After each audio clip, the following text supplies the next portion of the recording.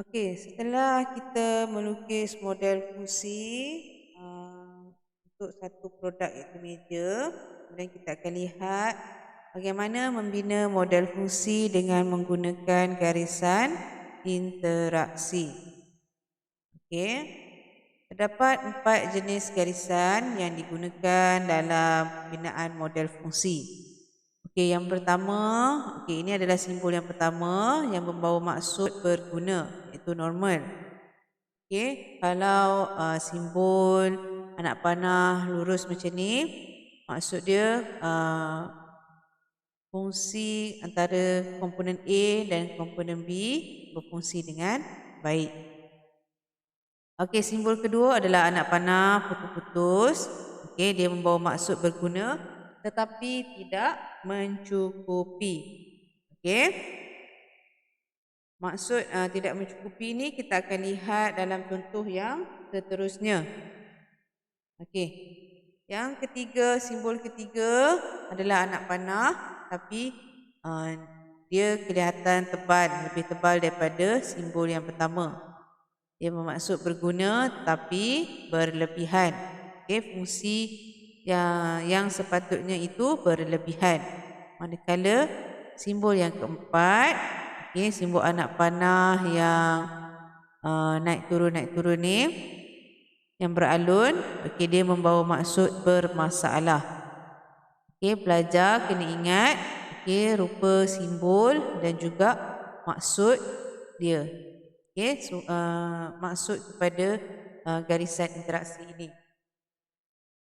Mari kita lihat yang seterusnya. Contoh dekat sini masalah dia, meja yang digunakan oleh ahli sebagai tempat untuk mengulang kaji pelajaran dan membuat kerja sekolah bergoyang dan tidak stabil. Ahli ternampak skru yang mengikat muka meja dengan kaki meja banyak yang berkarat. Ini merupakan model fungsi bagi sebuah meja yang bermasalah. Lantai, tengok komponen supersistem lantai, dia memegang kaki meja. Ini adalah garisan interaksi normal. Kaki meja memegang muka meja memegang buku. Garisan interaksi yang digunakan di sini adalah anak panah putus yang membawa maksud berguna tetapi tidak mencukupi. Seterusnya kita lihat skru. Skru berfungsi memegang kaki dan muka meja. Juga menggunakan garisan interaksi putus-putus yang membawa maksud berguna tetapi tidak mencukupi. Kenapa dia berguna tetapi tidak mencukupi? Ini disebabkan dia masih lagi mengikat. Contoh macam skru. Dia masih lagi mengikat kaki meja dan muka meja. Tetapi dia tidak berfungsi sepenuhnya sebab meja tersebut telah bergoyang dan tidak stabil. Skru dah longgar.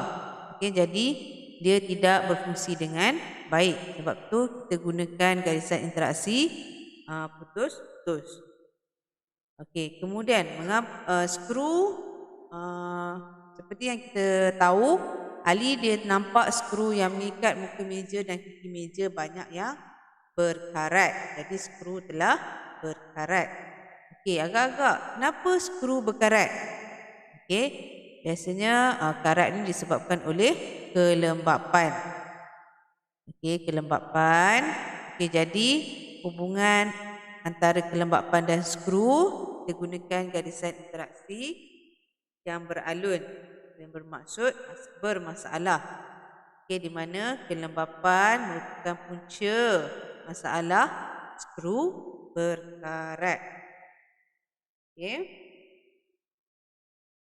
Jadi di sini awak dah nampak dah macam mana kita nak gunakan 4 garisan interaksi yang telah ditunjukkan dalam jadual sebelum ini. Kita akan lihat masalah fungsi dan punca masalah. Penyelesaian masalah inventif, masalah dikenal pasti melalui analisis komponen. Kita dah analisis dah setiap kefungsian komponen ini, bagaimana terdapat komponen yang bermasalah dan mempengaruhi kefungsian komponen yang lain. Okey, mengenal pasti masalah pada model fungsi dan juga mengenal pasti masalah kepada komponen yang terlibat.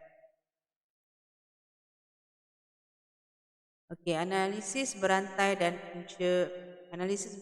punca dan kesan. Okey, tujuan analisis punca dan kesan adalah untuk memahami dan mengesahkan rantaian punca dan kesan bagi sesuatu masalah.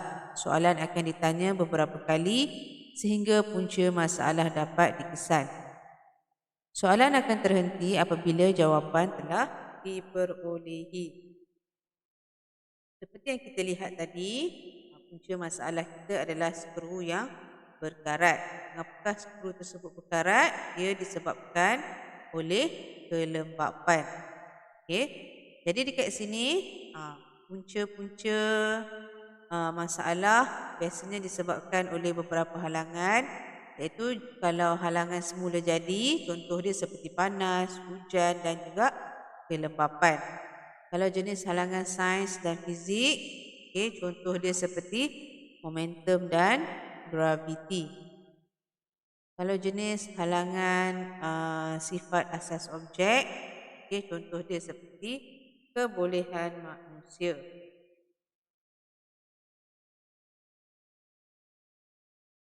Okey, jadi meja menjadi tidak stabil kerana skru tidak dapat mengikat muka meja dan kaki meja dengan ketat. Apakah yang menyebabkan kejadian ini berlaku?